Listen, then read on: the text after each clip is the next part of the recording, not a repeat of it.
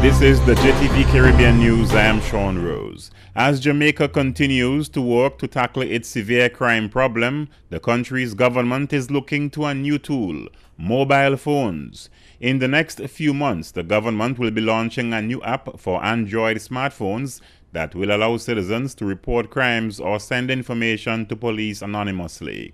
It will be similar to the country's existing Ananda Alert program, which sends alerts in the event that children are abducted or kidnapped. The app, which will be launched in the first quarter of this fiscal year, will also offer a panic button option to alert the police of crimes. It is part of a group of programs under the Ministry of National Security's United for Change project, the government said. Jamaica's crime rate is among the highest in the Caribbean region. The government did not announce whether the app would eventually be available for iPhone or Windows phone users. A Bermuda government-appointed task force is recommending the decriminalization of marijuana in the British Overseas Territory, and that government should take immediate action to enable access to medical cannabis with a prescription. The Cannabis Reform Collaborative, or the CRC, in its 137-page report, notes that Bermuda's current drug policy is wasting money and resources and harming people's lives, since careers options become limited once a criminal record is established.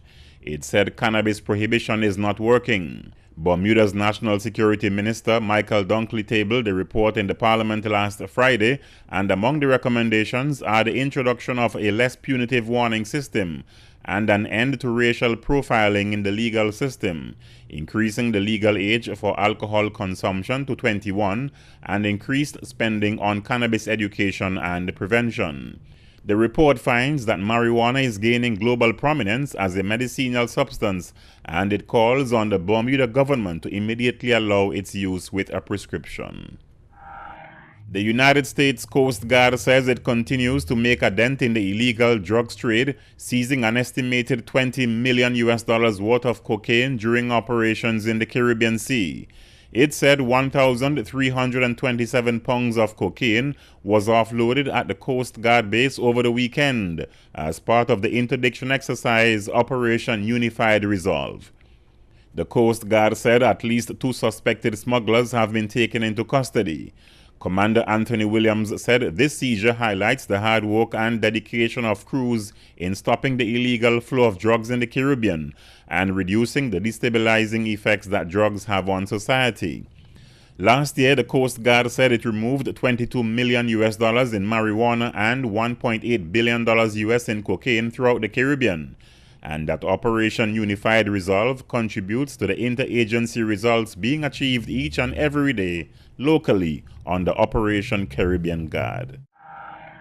Dominica's acting chief cultural officer, Jacinta David, believes the promotion of the Creole language among the island's young people through the annual Creole Spelling Bee competition is one way of preserving the traditional language. The chief cultural officer made those remarks when she addressed the opening ceremony of the 2014 Creole Spelling Bee competition at the Arawak House of Culture on Wednesday, May 14. The cultural official said the language continues to be relevant, hence the need to preserve it and the introduction of Creole as a subject in schools.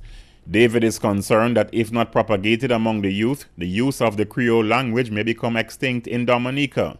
Many young people do not speak Creole, although Creole continues to function as the main language of communication. As part of continued efforts to preserve the Creole language and get more secondary school students involved in its use, the Division of Culture in Dominica will later this year introduce a Creole choral speech competition for secondary school students. And finally, the trial over the ownership of a number of songs by the late Jamaican reggae icon Bob Marley begins on Tuesday in the Chancery Division of the British High Court. The songs in dispute are Crazy Baldhead, Johnny Was, Natty Dread, No Woman No Cry, Positive Vibration, Rastaman Vibration, Rat Race, Rebel Music, Roadblock, Soja Say, Dem Belly Full, Want More, War, and Who the Cap Fit.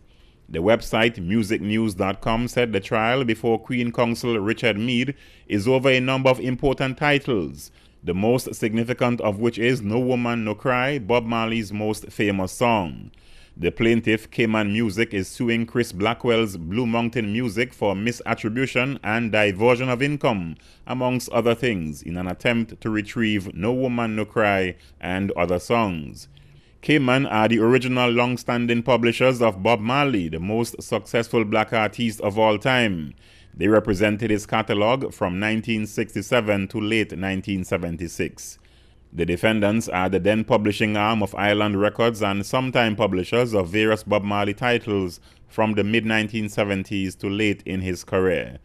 Both publishers retained some of Bob Marley's work to the present day. Marley returned to ex-manager Danny Sims, who owned Cayman, prior to his death, the website reported. That's it for the JTV Caribbean News. I am Sean Rose.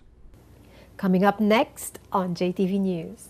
CCT CEO responds to TRC's decision to fine the telecommunication company $50,000 as the local company opens its new 100-grand state-of-the-art concept store to customers. JTV News visits the art exhibition featuring some of the best pieces of work by artist Nadia Winter. And chiropractor Dr. Howard Burke tells us about alternative treatment for pain.